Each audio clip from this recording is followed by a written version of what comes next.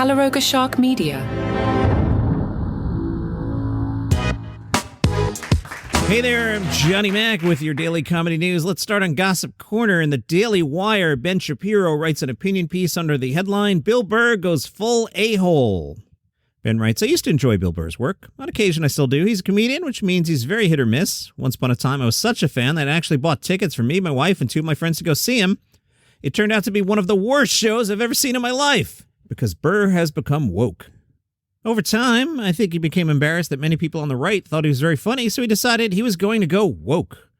The show I saw was so bad that he got frustrated with the audience. The audience was not laughing at his jokes because his jokes were basically about how Floridians were a bunch of anti-gay racists, and Floridians reacted badly because that's not true. He ended up cutting his show early and walking off the stage. This week, he explained that he's perfectly fine with CEOs having to live with full-time security because they fear they might be shot, because after all, they are murderers too. Burr openly cheered the murder of the United Healthcare executive because he says CEOs should live in fear if they don't act in the way that he would have them act, in a system that he has no fixes for, by the way. Ben Shapiro in the Daily Wire writes, Bill Burr's blue-collar class routine act is a bunch of horse hockey. The man is worth $14 million, and he makes his money creating crap movies for Netflix at this point. Old Dads was pretty bad. If we're going to have a functioning country, you just can't justify the murder of people who run their business legally in many ways with which you disagree. It's one thing to disagree with executives. You can call them whatever you want, but to start justifying that they should live in fear or suggesting they should be murdered, what's the limiting principle here? It's not just Bill Burr. It's also Jimmy Kimmel, who decided recently to devote an entire segment celebrating the good looks of the alleged shooter. Hilarious, hilarious stuff, glorifying the alleged murder of the United Healthcare CEO. What a delight these people are. My former coworker Jamie Foxx is recovering after getting stitches. The dude went out for his birthday, and according to TMZ, he was allegedly involved in an altercation at Mr. Chow in Beverly Hills. A spokesperson for Fox tells People that Jamie was hit with a glass during his birthday celebration. The spokesperson said Jamie Foxx was at his birthday dinner when somebody from another table threw a glass that hit him in the mouth. He had to get stitches and is recovering. The police were called, and the matter's now in law enforcement's hands. Mr. Chow and the Beverly Hills PD did not immediately respond to People's request for further information. TMZ initially reported that the police were called to the restaurant around 10 p.m. local time regarding an alleged fight, adding that Fox was involved and was no longer present by the time the cops arrived. I wonder what that's about. All right. Meanwhile, Chris Rock hosted Saturday Night Live and didn't really get good reviews. The monologue seemed like it was okay, although the audience groaned at points. Let's listen to the beginning. 50th anniversary of Saturday Night Live. Been around for 50 years. I want to congratulate Lorne Michaels on 25 great years of Saturday Night Live. There's a lot going on in the news. My God, it's so crazy out there. It's so hard just getting in the building tonight. So much security. My God. I had to walk by a bunch of baby oil sniffing dogs. It was insane. Everybody's worried. I mean, we got Luigi. And that's good. I really feel sorry for the family. I mean, everybody's fixated on how good looking this guy looks. If he looked like Jonah Hill, no one would care. They'd already given him the chair already. Be dead, okay? I can't play the entire monologue. I'll get a note from NBC. Chris Rock continues and says, but he actually killed a man with his family, a man with his kids. I have real condolences for the healthcare CEO, but you also got to know, sometimes drug dealers get shot. Rock then talked about how some New Yorkers didn't vote for Trump because he would be undignified. Dude, this is the United States presidency. Come on, man. This is not the most dignified job in the world. We've had presidents show up to the inauguration with pregnant slaves, okay? And I'm just talking about Bill Clinton. Great joke. You know what country we live in? You know the history of this country? You know how many rapists are in my wallet right now? A cup of coffee in America costs 7 rapists. Trump's going to get it down to 3. Good joke. Rock joke, Trump will be working with the richest African-American in the world, Elon Musk. That's right. He's African-American. Elon got more kids than the Cleveland Browns. Nobody knows how to get rid of people like a South African. Also a good joke. He talked about the Hunter Biden pardon. Only an animal wouldn't pardon their son. Every parent in the world would pardon their son, except the parents of the Menendez brothers. Late Nighter did not like the episode. Their headline, after 3 seasons and 4 hosting gigs, Chris Rock still isn't at home at SNL.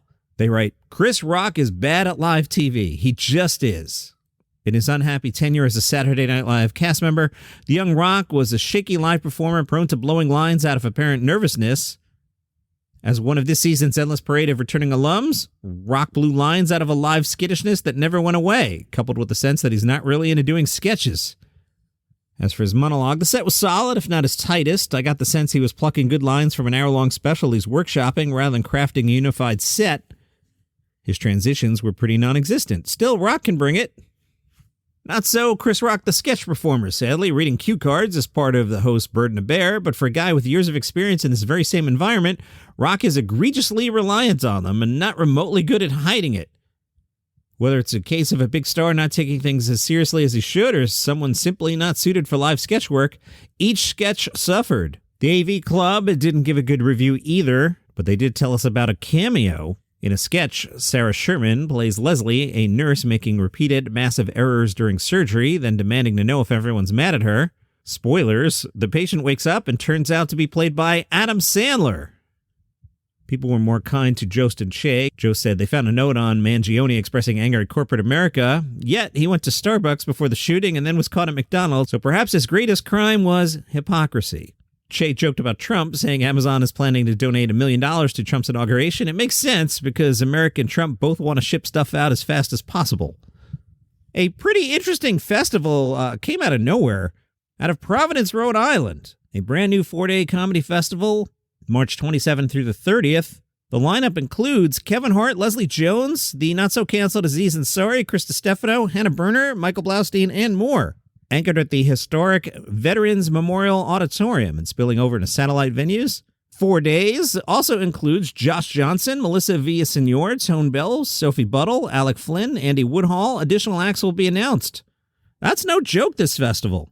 Daniel Schwartz is general manager of the Vets Auditorium and says this event isn't just about comedy. It's about creating a space where people from all walks of life can come together and share in the joy of laughter. Our lineup transcends generations, blending comedy icons like Kevin Hart with hilarious rising stars like Chris DiStefano to ensure there's something for everyone. Well, so far, not kids, but we'll get there. Sebastian Maniscalco's show Bookie is back on Max. I enjoyed season 1 very much. You know, it's one of those shows that knows what it is. Don't take it too seriously. Don't think about it. Sebastian says sometimes stage Sebastian comes out a little bit. He enjoys working on his acting and likes that the crew laughs on the set and says it validates what I'm doing is funny because as a comedian, I like the laughter. I like to hear what I'm doing is funny through the laughs. I'm getting used to playing off other actors. I'm learning a lot each day. Joel McHale will host the Saturn Awards on February 2nd.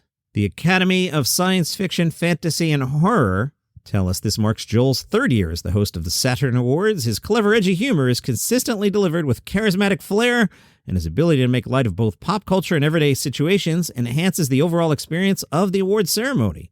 Late Night reacted to Donald Trump being named Times Person of the Year.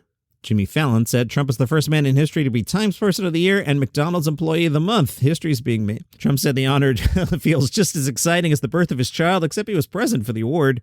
Dana Perino was guest hosting Gutfeld and said it's the 2nd time Trump has held the honor. The first coming after his presidential win in 2016. That was the same week Hillary Clinton canceled her subscription and smashed her server with a hammer. Michael Costa for the win on The Daily Show said, once again, time has not been kind to Joe Biden. Johnny Mac, I feel like you're stretching a little bit today. Are the holidays coming? No, why do you ask? Adam Sandler tells us Eminem makes a cameo in Happy Gilmore 2. Boy, I hope I didn't spoil an Adam Sandler movie for you there. I should have put a spoiler tag up front, but the spoiler is that you're going to see an Adam Sandler movie. Sandler says that Eminem is funny as hell. Apparently, Eminem came by the set and shot a day's worth of scenes. Eminem was cool. He came by. He was great. I've known Eminem for a long time. He's a great guy, and he came in and was funny as hell. I think we just hung out for a day with Eminem, and he just shot, and he was insane. He said a million things we could use, and a million that we're glad we have him on tape. Marc Maron's going to be in this Springsteen movie. This is the one starring Jeremy Allen White as Bruce Springsteen. It'll probably win Oscar for Best Comedy because, you know, Jeremy Allen White, the bear, blah, blah, blah. Yeah, that. It is called Deliver Me From Nowhere, which I had a look, is a pretty deep lyric for a Springsteen song. You know, you could just call this thing Born to Run, which might be a little hacky, But Deliver Me From Nowhere is from the song State Trooper from the Nebraska album. Marc Maron plays Chuck Plotkin, the music producer who mastered Springsteen's Nebraska album, turning his unprocessed cassette demos into a high-quality recording. You'll watch. And John Mulaney was on Jimmy Fallon's show and told a story. I love Steely Dan. Some people don't like Steely Dan. It's a very divisive band. When I had a son, I went, great, fresh person, fresh ears. There's one reason to have a baby, and it's so you can test Steely Dan out on them. I put on the Steely Dan song Hey 19 because that's fun. He looks over at Malcolm, and he's not dancing. So I had to change the song Gaucho from the album Gaucho. Again, he's not dancing. My son looks at me and goes, E-I-E-I-O. And I go, oh, do you want to listen to Old MacDonald? I turned on Old MacDonald, and he immediately starts dancing. Mulaney tags this story with, so here's what's interesting about that story. He had never spoken before. That's how much he hated Steely Dan. He taught himself to talk. And that's your comedy news as it was, sort of, for today. My voice is shot. Oh, come back, voice. If you enjoy the program, tell a friend like on January 10th that they should check it out too when there's comedy news again. They might like it. In the meantime, there might be a little bit of filler for these next few weeks. Happens every year. It's okay. That's why I'm pre-taping the top specials of the year. I'm waiting to watch Ronnie Chang's special tomorrow night. Then I'm going to record best specials of the year, the next best specials of the year, and things that aren't the best specials of the year. Partly so I can take a couple days off, and partly because I've been doing this for a while, and I know it's not like people are going to announce stuff on December 26th. So, you pre-tape a couple. It happens. See you tomorrow.